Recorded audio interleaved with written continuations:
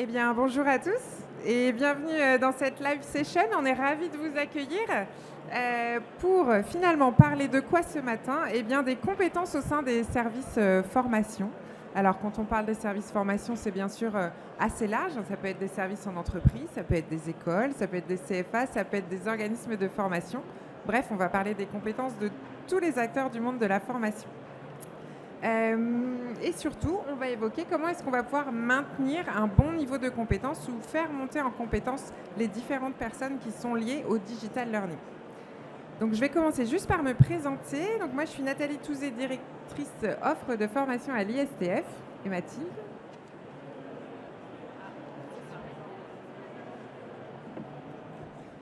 Un, deux, deux.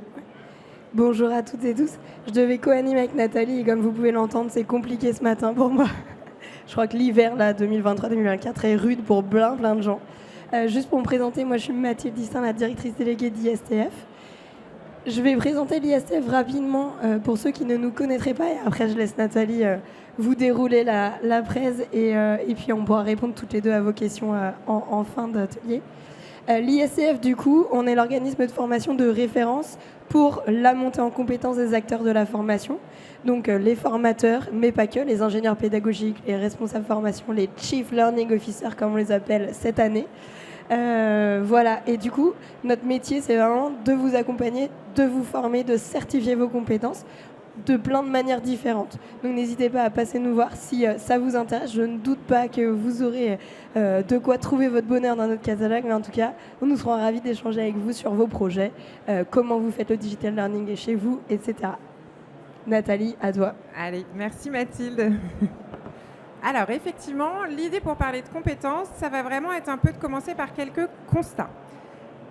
Le premier constat qu'on fait, ce sont des chiffres issus de notre baromètre annuel qui a été notamment présenté par Mathilde hier, mais c'est qu'on voit que dans tous les services formation, comme je vous disais, quels qu'ils soient, on a 60% des dispositifs qui incluent du digital. Donc comment est-ce qu'on trouve ces 60% ? Eh bien, on retrouve les dispositifs qui sont majoritairement blended learning et ceux qui sont majoritairement en distanciel. Donc on a plus de la moitié des dispositifs de formation aujourd'hui, quand on demande au marché, qui intègrent déjà du digital. Donc on est déjà sur quelque chose d'existant. Ce qui est intéressant également de regarder, finalement, c'est dans les dispositifs, on a vu qu'on avait de plus en plus de digital, mais on peut aussi se demander qui va les construire, les profils les plus régulièrement qui sont liés au digital et donc aux compétences du digital. Donc là, ce n'est pas le sujet du jour, mais voilà, je vous ai remis les très grandes étapes et des cartographies de compétences des métiers du digital learning. Donc, organisation des projets, conception, production, déploiement. Et ici, on va retrouver les grands acteurs qui vont avoir les compétences du digital learning et qui vont, vous allez le voir, avoir des missions assez différentes. Forcément, tout ce qui va être management, gestion de projet, responsabilité de formation, on va plutôt les trouver sur les premières compétences de cette cartographie. Et puis, on va retrouver sur des métiers peut-être plus opérationnels, plus proches du terrain, nos concepteurs, nos learning designers, les learning success managers. Il y a quand même un chef d'orchestre qui ressort de cette cartographie du digital. Ce sont les formateurs, qu'on appelle désormais formateurs digitaux. On voit que ce ne sont pas des spécialistes, mais ils savent faire toute la chaîne des compétences. En tout cas, ça nous semblait intéressant avant de démarrer, de rentrer vraiment dans le vif du sujet, de se rendre compte qu'aujourd'hui, la majorité des dispositifs sont déjà digitalisés et que finalement, on a pas mal de métiers qui gravitent autour de cela, mais les formateurs ne sont pas morts. Ça reste quand même eux qui sont majoritairement en place autour de cette digitalisation de la formation. Et justement, si on s'attarde un petit peu sur ces chiffres du baromètre 2024, eh bien, quand on demande aux formateurs, nos fameux hommes orchestres, quelles sont leurs priorités, eh bien, on voit qu'ils sont vraiment dans cette optique de digitalisation, puisque leur première priorité, c'est de créer des contenus digitaux asynchrones. On voit également qu'ils veulent aller dans l'accompagnement, l'optimisation des pratiques du présentiel et l'animation de classes virtuelles, mais vraiment 48%, pour 48%, la priorité, c'est de continuer à digitaliser leurs offres. Autre chiffre intéressant, quand on regarde justement comment sont construits ces contenus digitaux asynchrones au niveau du marché, on voit finalement que cette production, elle est à la fois possible en externe, c'est-à-dire qu'on va externaliser les compétences de production de contenus digitaux, mais on voit également qu'une grande partie, 75% de la production se fait en interne quand on parle de digital. Donc finalement, on a des dispositifs digitalisés, on a beaucoup d'acteurs, les formateurs qui ressortent au niveau des compétences, ils souhaitent vraiment continuer dans cette digitalisation et de toute façon, on voit que c'est bien eux les acteurs. On en reparlera tout à l'heure, mais c'est quand même assez intéressant qu'on voit que finalement, la production de formation digitale, de contenu digitalisé, se fait au sein du service formation, mais pas que. On a quand même 30% des collaborateurs qui vont aussi participer à la digitalisation de la formation. Et donc ça, c'est quand même un chiffre non négligeable et c'est important à prendre en compte quand on veut développer les compétences. Peut-être qu'il ne faudra pas se focaliser que sur une équipe en particulier, mais aussi ouvrir. On parle tous d'entreprises apprenantes, on fait du peer-to-peer, de l'enablement, etc. Il faudra aussi prendre en compte ces populations. Dernier chiffre, avant de rentrer dans le vif du sujet et de terminer un peu ce constat au niveau de la digitalisation, eh bien, c'est qu'il y a encore des freins au digital learning. Et finalement, quand on regarde ce schéma, on voit qu'on a une grosse majorité des freins qui sont encore liés au niveau des RH. Donc ça va être un manque de temps, un manque de compétences, un problème d'effectifs, des difficultés à recruter.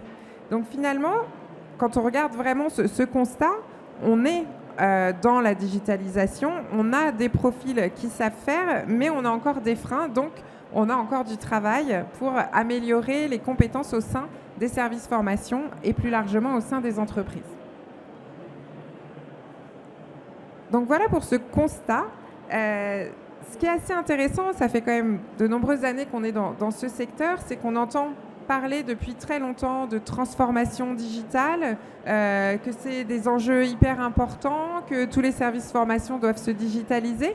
Et la vraie question qu'on se pose, et en tout cas nous finalement quand on regarde le terrain, on se dit qu'on est peut-être plus tant que ça dans une phase de transformation. En tout cas au niveau des stratégies de formation digitale, on a vu avec les chiffres précédemment que finalement le digital est déjà là, qu'il est déjà en place, mais que notre vraie problématique est encore sur la mise opérationnelle en place sur le terrain.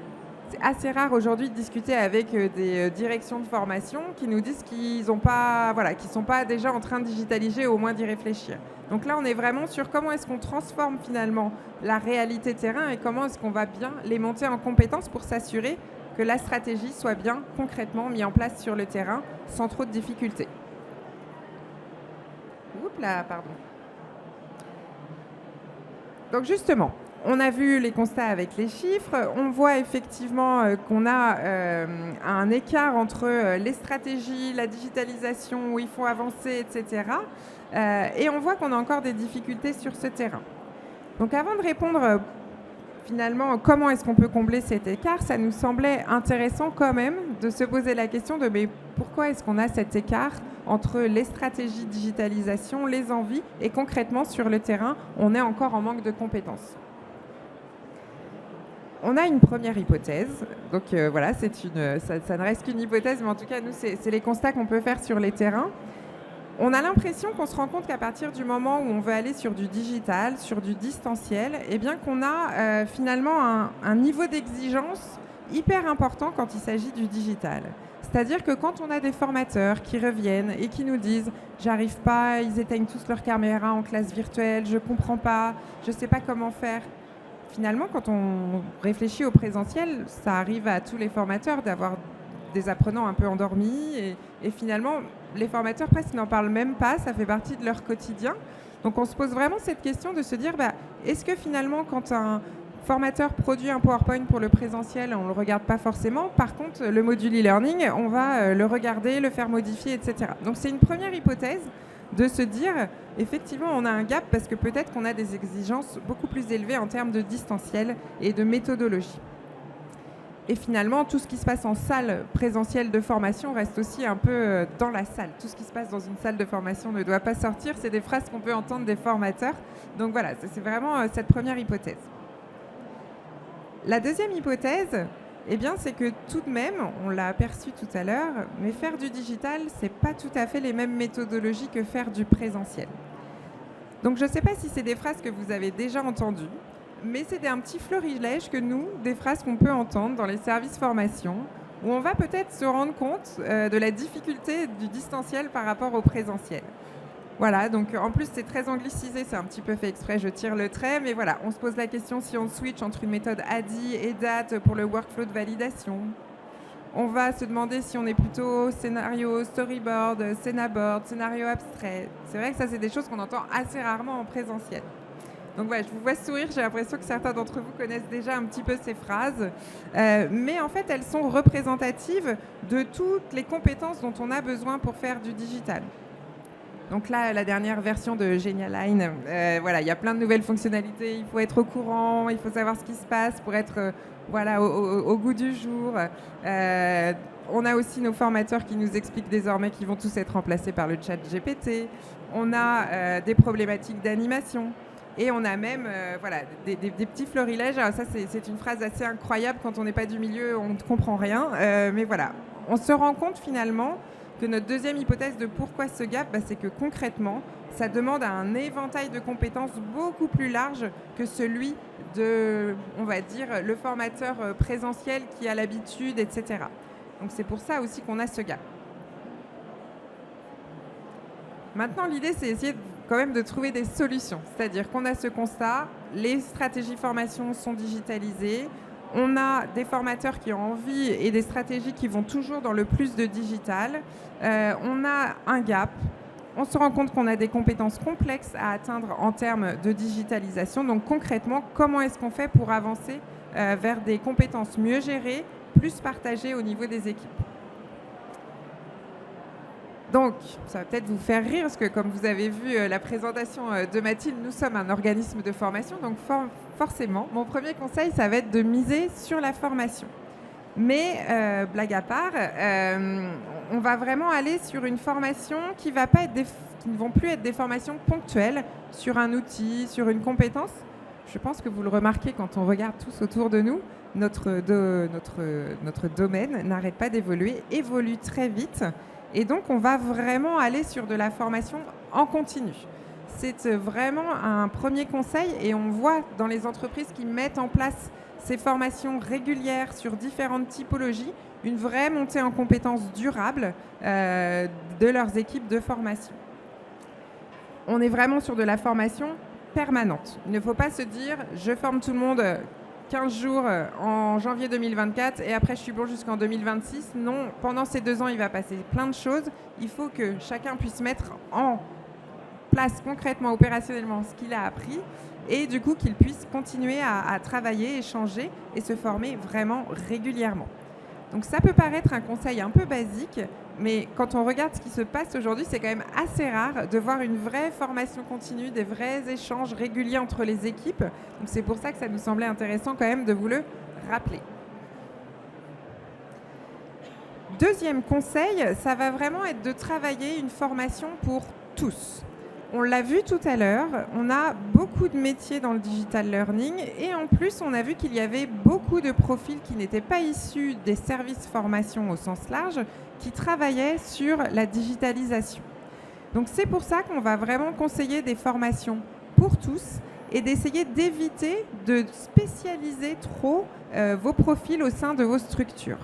L'idée, ça va vraiment être de donner des colorations digitales et des colorations pédagogiques à l'ensemble des services, des collaborateurs au sein du service formation, forcément en fonction de leur métier, et également d'aller travailler ces informations au niveau des personnes ressources en interne, des formateurs occasionnels, des experts qui participent également à la montée en compétences au niveau digital de votre structure.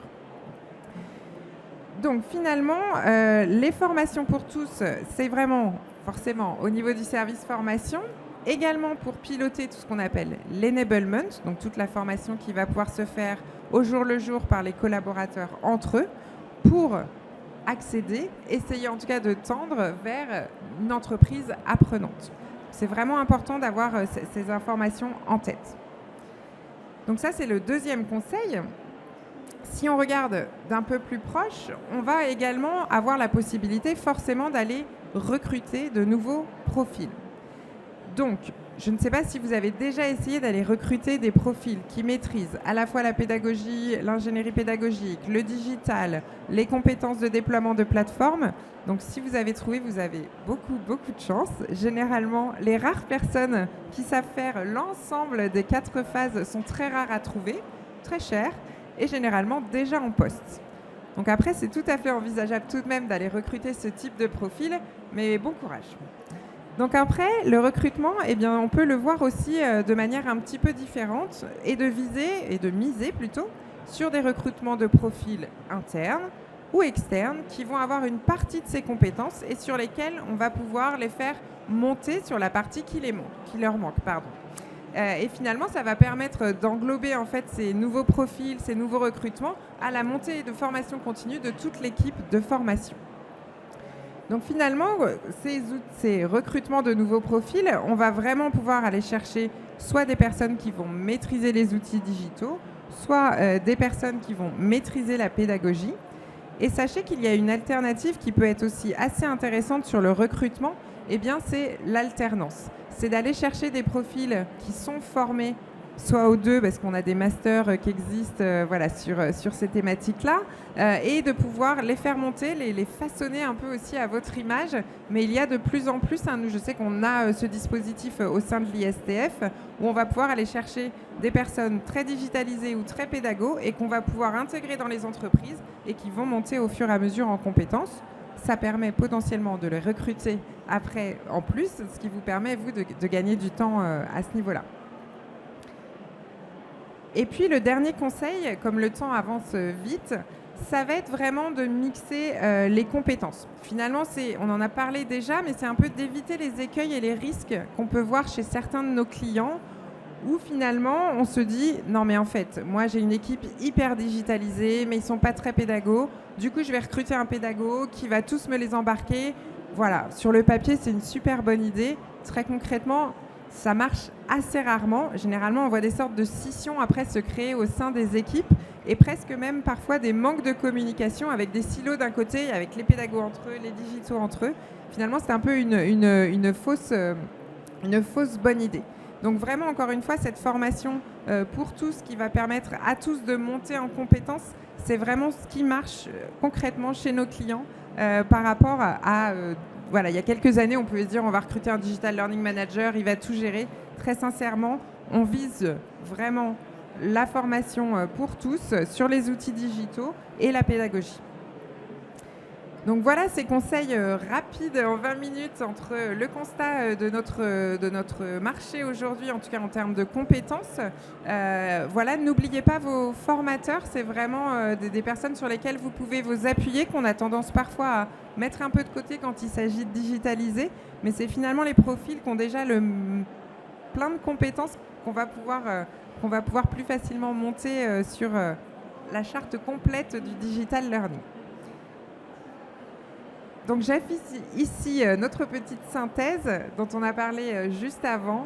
On recrute en externe, en interne, on forme de manière continue et assez large pour s'assurer du gap qui va pouvoir se combler entre vos stratégies et la mise en place opérationnelle.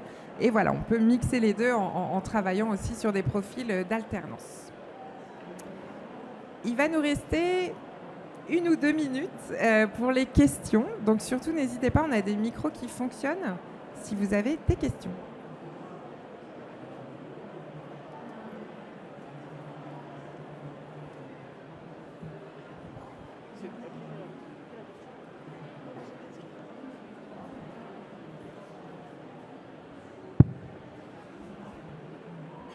Bonjour, merci pour la présentation. Je suis désolée, j'ai loupé le début, donc je ne sais pas si vous avez adressé ce que vous avez dit, la question que je vais poser, mais justement, vous avez parlé des compétences, des nouveaux besoins sur la pédagogie, sur le digital, mais aussi, moi je viens du monde industriel, et du coup, nos formateurs sont vraiment des experts métiers, très calés dans leur domaine, mais qui n'ont pas forcément encore adopté beaucoup le digital. Donc, un de nos rôles, c'est aussi de les embarquer là-dessus. Alors, je ne sais pas si vous en avez parlé, mais est-ce que vous avez justement des conseils par rapport à ça pour comment mieux engager et embarquer justement les experts formateurs qui ne sont pas forcément issus du digital et de la pédagogie? Est-ce que ma voix est là? Ouh, elle est plus là. Non, je garde. J'essayais de te faire participer. Oui, ça a l'air de partir. Voilà. Donc effectivement, on a des experts métiers qui maîtrisent totalement, et c'est pour ça que les formateurs sont des vraies personnes ressources sur lesquelles on peut s'appuyer. Donc ensuite, effectivement, quand on va pouvoir les basculer, ces experts, sur de la partie formation, généralement, la première chose qu'on va faire, c'est qu'on va les former à aller former en présentiel, sur site, etc. Ensuite, on va pouvoir monter d'un petit cran en utilisant un peu de digital dans le présentiel et vraiment y aller étape par étape. C'est-à-dire leur prouver par A plus B que c'est pas si difficile, que ça fonctionne et qu'ils vont être meilleurs formateurs finalement pour leur public en utilisant ces différentes étapes. Après, on va pouvoir commencer à leur demander de créer des contenus, d'animer à distance. Vous voyez, on va essayer de monter progressivement parce qu'on a souvent beaucoup de freins relatifs au changement, avec des experts qui sont souvent depuis très longtemps présents dans la structure et voilà, qui sont habitués à faire comme ça et qui n'ont pas envie. Ce ne sera pas magique, ça ne marchera pas en 2 mois, ça va vraiment être quelque chose de très progressif, mais du coup, en les accompagnant, en leur prouvant et en leur donnant pas toute prête la stratégie, il faut que ce soit prêt dans 3 mois en termes de digitalisation, vous voyez.